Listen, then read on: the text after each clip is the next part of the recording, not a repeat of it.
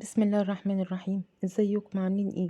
تعالوا النهارده اقول لكم ازاي تعملوا مربى الفراولة في البيت بطريقة تنافسوا بيها اكبر المصانع وتطلع معاكم بالشكل اللي انتوا شايفينه ده بالظبط. ساندوتش منها للولاد قبل ما يروحوا المدرسة مهم جدا، ومفيدة كمان للرياضيين قبل بداية التمرين لانها مصدر سريع للطاقة. دول 3 كيلو من الفراولة، شطفتهم كويس ونقعتهم في مية فيها معلقة كربونات. بعد 5 دقايق طلعتهم وشطفتهم كويس جدا، وبالسكينة كده بدأت أشيل القمع الأخضر اللي فوق وأفتح الفراولة، وبحتفظ بالقمع الأخضر اللي فيها. إن شاء الله هنزله لكم في فيديو تاني. كده خلاص أنا خلصت الخطوة التانية من تحضير مربى الفراولة. الخطوة التالتة بقى أحط كمية السكر المطلوبة للمربى. استخدمت لل3 كيلو 800 جرام من السكر. المج ده 200 جرام، فحطيت 4. المقدار ده هيطلع المربى مظبوطة جدا. الشيء اللي بيميز المربى اللي معمولة في البيت انكم بتقدروا تتحكموا في كمية السكر، وكمان بتكونوا متأكدين من خلو المربى من المواد الحافظة الضارة. الخطوة الرابعة بقى هي السر في القوام السميك والكريمي اللي شفتوه في بداية الفيديو. بعمل لها عملية بليندنج كده علشان السكر يتغلغل في أنسجة الفراولة وتبتدي تخرج العصارة المحتفظة بيها بداخلها. ما انصحكوش انكم تستخدموا الهاند بلندر ولا الخلاط علشان تنعموا الفراولة، وده لسببين. السبب الأولاني وقت التسوية بفعل وجود السكر ودرجة الحرارة بيحصل فوران، فهتفقدوا كمية كبيرة من الفراولة. السبب التاني انكم مش هتحسوا ان انتوا بتاكلوا مربى فراولة، هتبقى قريبة من الجيلي شوية، يعني ما فيهاش قطع. شايفين بقى السكر بدأ يختفي ازاي؟ ده دليل امتزاجه بأنسجة الفراولة. مرة كمان بقول لكم المرحلة دي أهم مرحلة في صنع مربى الفراولة. بعد ما السكر بيختفي تماما تبتدي المرحلة الخامسة، وهي نقع الفراولة في السكر لمدة من 6 ل 12 ساعة. الحقيقة أنا سبتها 12 ساعة لأن السكر بيديها كده خاصية السموزي كده، فبيقلل مدة الطهي، ومش بنحتاج ان احنا نضيف ليها مية وقت التسوية. كمان بيحافظ على شكل الفراولاية في المربى. فزي ما انتم شايفين كده قد ايه كمية العصارة زادت بعد النقع في السكر اكتر من 12 ساعة. بعد ما بدأت في الغليان خليت النار على اهدى حاجة، وبدأت اشيل رغوة السكر اللي اتكونت على سطح المربى. بعد كده ضفت لها عصير ليمونة واحدة، مفيش اي اضافات تاني للفراولة.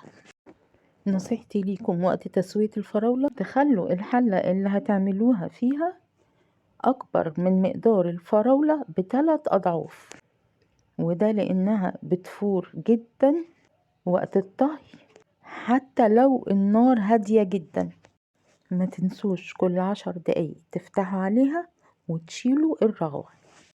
ما تنسوش اثناء طهي المربى انكم تحضروا البرطمانات اللي هتستخدموها او العلب وتعقموها علشان تلحق تجف لحد ما المربى تستوي. انا حضرت البرطمانات وغليت مية وبدأت احطهم في المية المغلية لمدة 5 دقايق. ممكن تشطفوهم من جوه بس بالمية المغلية. بعد كده بسيبهم يتصفوا من المية، وقبل ما بحط فيهم المربى ببتدي انشفهم بفوطة مطبخ نضيفة. شايفين حباية الفراولة محتفظة بحجمها ازاي وشكلها رغم اننا ضغطنا عليها في البداية؟ ده بسبب ان هي بتستوي في العصارة اللي خرجت منها. العصارة دي يا جماعة اللي خرجت من الفراولة بسبب النقع في السكر. بصوا بقى هي كده خلاص استوت. هبتدي بقى اختبر السوا بتاعها بان انا اخد من العصارة على الاسباتيولا كده وهعمل خط بصباعي كده عليها، ولو ما تجمعش تاني خلاص تبقى استوت. كده استوت.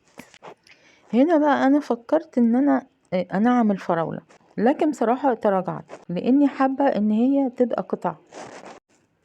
كمان القوام بتاعها كان ممتاز جدا، وسكرها كان معتدل جدا جدا.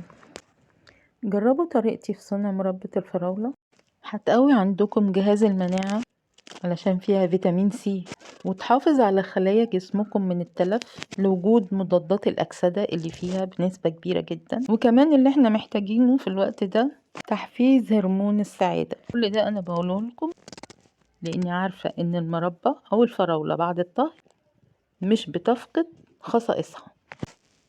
مهم بعد ما نعبي البرطمانات إننا نعمل الخبطات دي كده علشان نخرج منها الهواء برغم إنها متعقمة. كمان لازم نعبيها بعد ما تبرد خالص. 3 كيلو فراولة عملوا 4 برطمانات من المربى، لكن في واحد اتاخد طبعا وانا بعبيها. يهمني دايما اني اقدم لكم الوصفات الصحية والمفيدة. وبالمناسبة معلقة واحدة من مربى الفراولة بتحتوي على من 50 ل56 سعر حراري، فنخلي بالنا من زيادة الوزن. وبالنسبة لمرضى السكر ربنا يعافيهم يا رب، يستشيروا الطبيب ويعرفوا ايه النسبة اللي ممكن ياخدوها من المربى. لو الفيديو عجبكم متنسوش تحطوا لايك وافتكروني بدعوة حلوة. وبما اننا في موسم الفراولة وسعرها مناسب، تقدروا تعملوا كميات محترمة من مربى الفراولة وتحتفظوا بيها، تستخدموها في صنع الحلويات، في سندوتشات للأطفال. كمان ممكن تهدوا منها أصحابكم وحبايبكم. اتبعوا خطواتي، سهلة جدا ومش هتبطلوا تعملوا مربى الفراولة. وبألف هنا وشفا ليكم. أشوفكم في فيديو جديد، توحشوني كتير. باي باي.